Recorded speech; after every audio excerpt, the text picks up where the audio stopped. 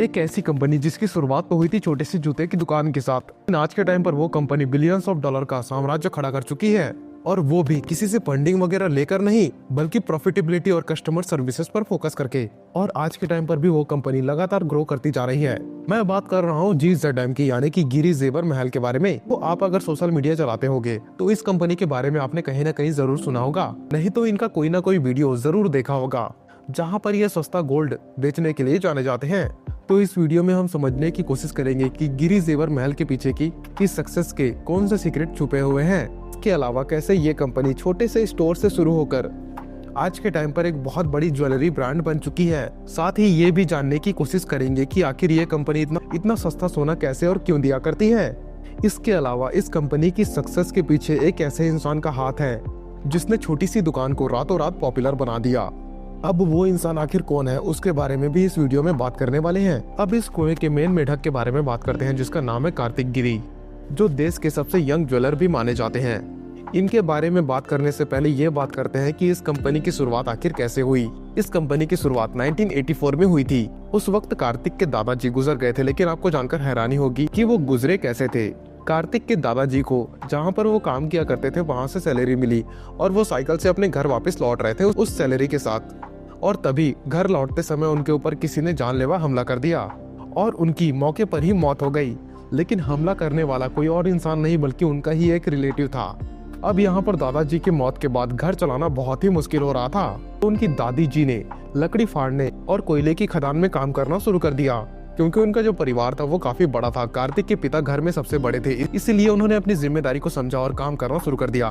फिर दिल्ली के अंदर एक गिरी शूज नाम की जूते की दुकान खोली। अब यहाँ तक सभी चीजें ठीक चल रही थी, लेकिन फिर आता है साल 1990, जब कार्तिक की दादी के साथ एक ऐसा इंसिडेंट होता है जिसकी वजह से उनकी पूरी की पूरी किस्मत बदल जाती है। असल में हुआ यूं था कि एक ज्वेलर ने उनको गलत सामान दे दिया था, जिसकी क्वालिटी एकदम से खराब थी। और वो खराब सामान मिलने के बाद उनकी दादी ने ये डिसाइड किया कि ऐसा किसी और के साथ ना हो। इसीलिए वे घर आती है और उनके जितने भी बचे कुचे जेवर थे उनको पिघलाकर एक नया बिजनेस शुरू करती है, जिसका नाम रखा गया गिरी जेवर महल।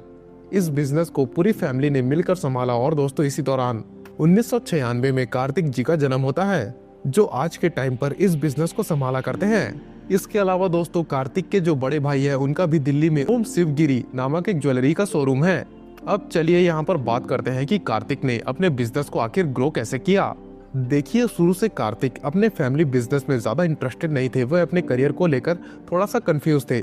सो वो पढ़ाई करने के लिए पहले तो कर्नाटक गए, उसके बाद वो USA चले गए, उसके बाद रसिया गए पढ़ाई करने के लिए, उसके बाद एक बार फिर मलेशिया भी चले गए पढ़ाई करने के लिए। और वहां पर जाके उन्होंने बहुत सारी इंटर्नशिप भी की। लेकिन इतना सब कुछ करने के बाद भी जब उनका मन नहीं भरा, तब उनके मन में ये आता है कि उनको अब IAS ऑफिसर बनना चाहिए, जिसके लिए वो पॉलिटिकल साइंस में पढ़ाई करने के लिए MT यूनिवर्सिटी चले गए। लेकिन कार्तिक की किस्मत को कुछ और ही मंजूर था। शायद वे एक बड़ा व्यापार बनाना चाहते थे, और यही शायद उनकी किस्मत में भी लिखा हुआ था। इसी बीच हुआ क्या, देख 19 मई 2019 में कार्तिक जी ने अपना लास्ट एग्जाम दिया और अचानक से वो उसी शाम 6 बजे वहां से डायरेक्ट अपनी दुकान पे चले गए। कार्तिक ने तब अपने मन में ठान लिया था कि अब वे पीछे मुड़कर नहीं देखेंगे। उन्होंने अपनी सारी दोस्ती यारी मौज मस्ती सब कुछ छोड़ दिया और सिर्फ अपने बिजनेस पे फोकस करने लगे। और उसके बाद में उन्होंने इस डिसीजन के साथ काम किया कि 24 घंटे में लगभग 16 घंटे वे अपनी दुकान पर ही गुजारेंगे।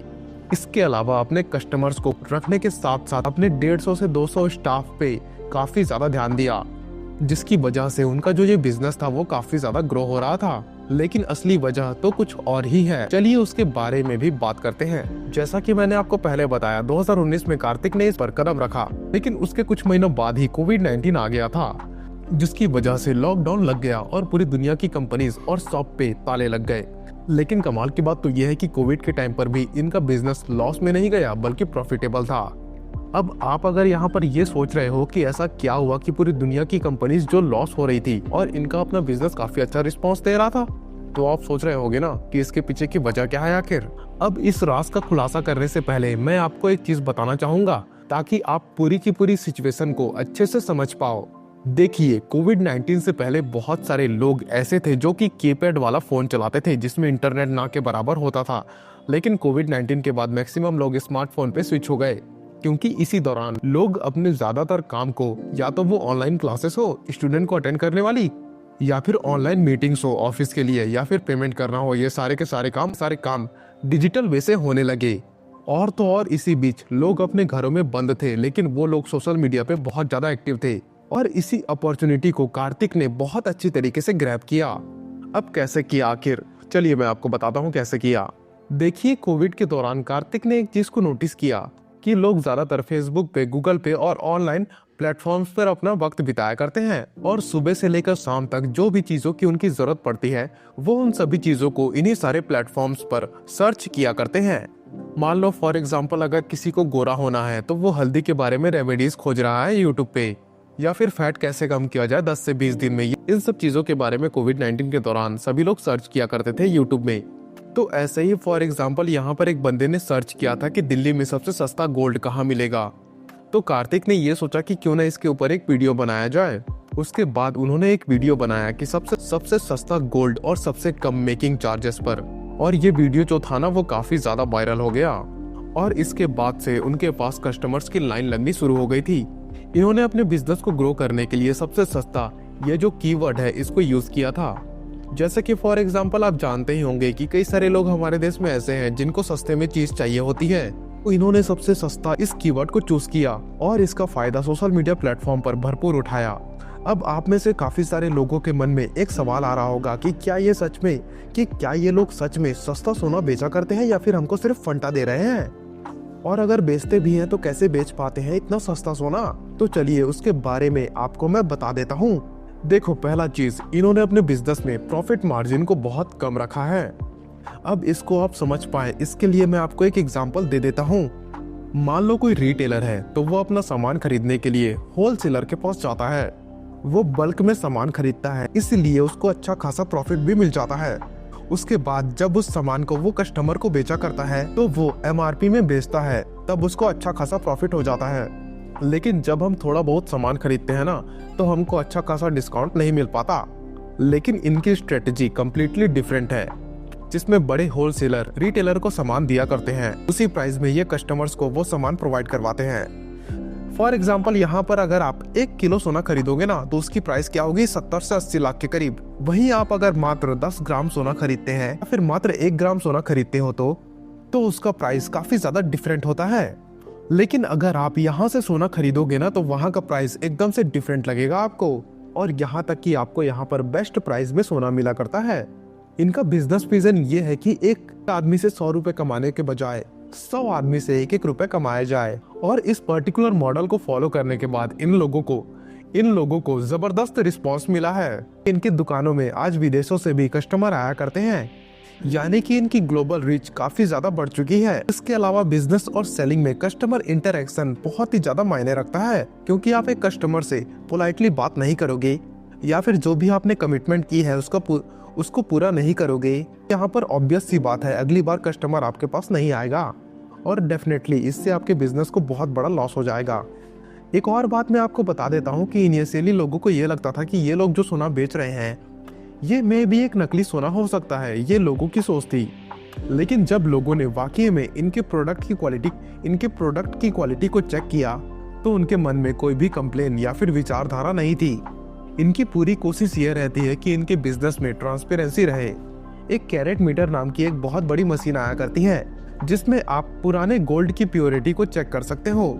लेकिन इस पर्टिकुलर मशीन की जो कीमत होती है ना वो लाखों करोड़ों में होती है। अब आप यहाँ पर खुद ही सोच कर देखो, एक ज्वेलर जो है ना वो लाखों रुपए की इन्वेस्टमेंट गोल्ड खरीदने के लिए करेगा या फिर इस प्रकार की कोई भी मशीन खरीदने के लिए। लेकिन फिर भी इन लोगों ने ऐसी मशीन खरीदी जो कि उनके बीच और कस्टमर के बीच एक स्ट्रॉन्ग ट्रस्ट क्रिएट करे।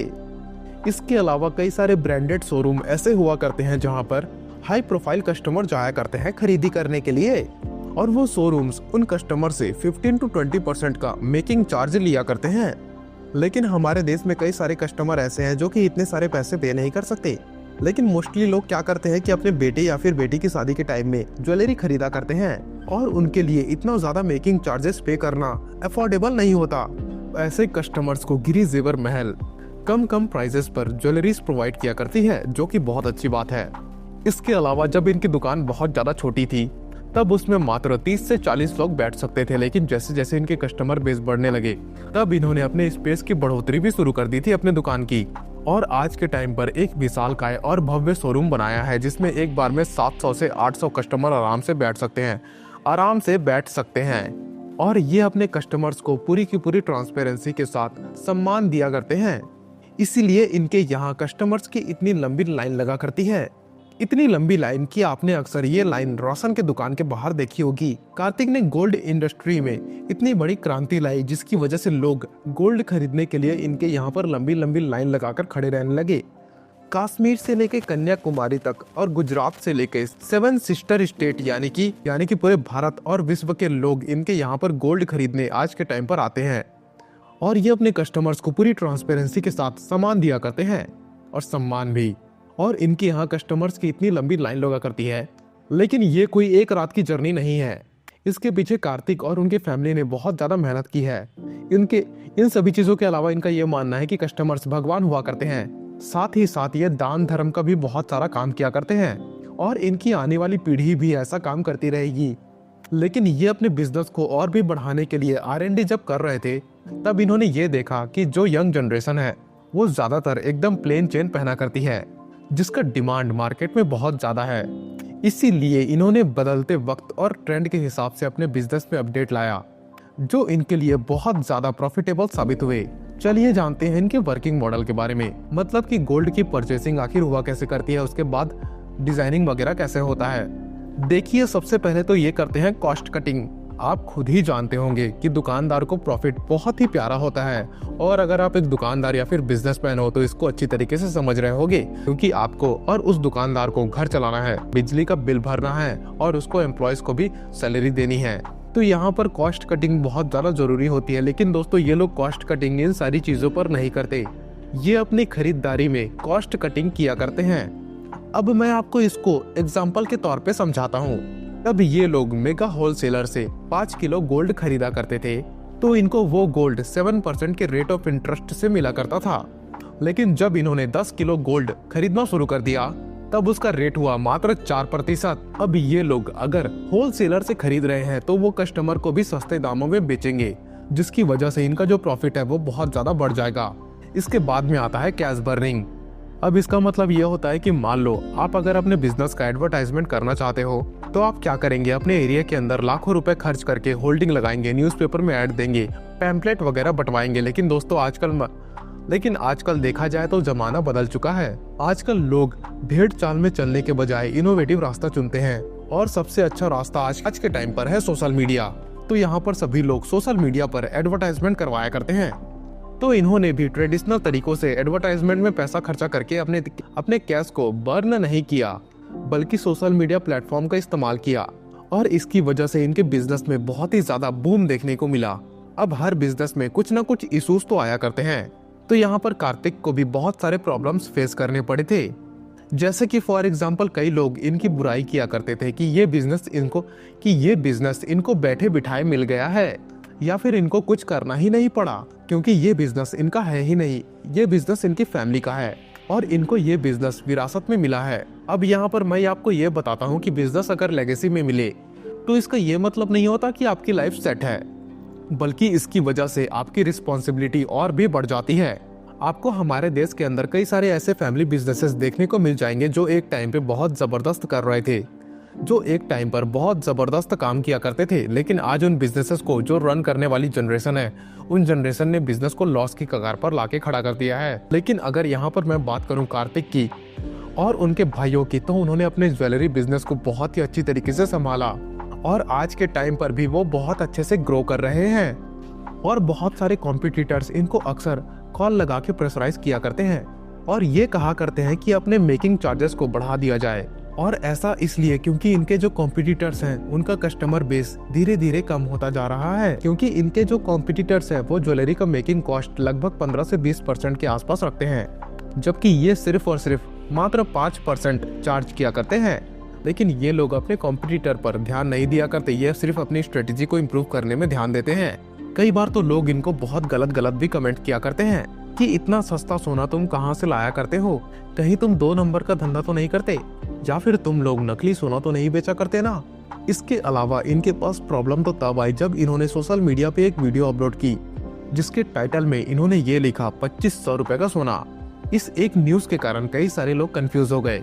यहाँ तक कि गुजरात की एक न्यूज एजेंसी ने पड़ताल करनी शुरू कर दी और उन्होंने अपने आर्टिकल में लिख दिया कि दिल्ली में एक दादी है जिनके पास सोने का खजाना है, क्योंकि उस समय सोने का जो प्राइस था दिल्ली के अंदर वो था 40,000 रुपए 10 ग्राम के लिए, मतलब 1 तोले का प्राइस 40,000 रुपए। तो उस टाइम पर गिरी जेवर महल के बिजनेस को बहुत सारे लोग शक की नजर से देखा करते थे, लेकिन जब वे लोग इनके पास ज्वेलरी खरीदना शुरू करते हैं तब उनका शक हमेशा के लिए दूर हो जाता है। तो यहाँ पर कार्तिक का ये कहना है कि वायरल होना इम्पोर्टेंट नहीं है, बल्कि वायरल बने रहना बहुत ज्यादा इम्पोर्टेंट है। डेडिकेशन, इनोवेशन और कंसिस्टेंसी, इन तीनों सीक्रेट की वजह से GZM का जो बिजनेस है वो एक नेक्स्ट लेवल पर पहुंच चुका है। उम्मीद है ये वीडियो आपको पसंद आई होगी और इस वीडियो को लाइक करना और हमारे चैनल को सब्सक्राइब करना प्लीज ना भूलें।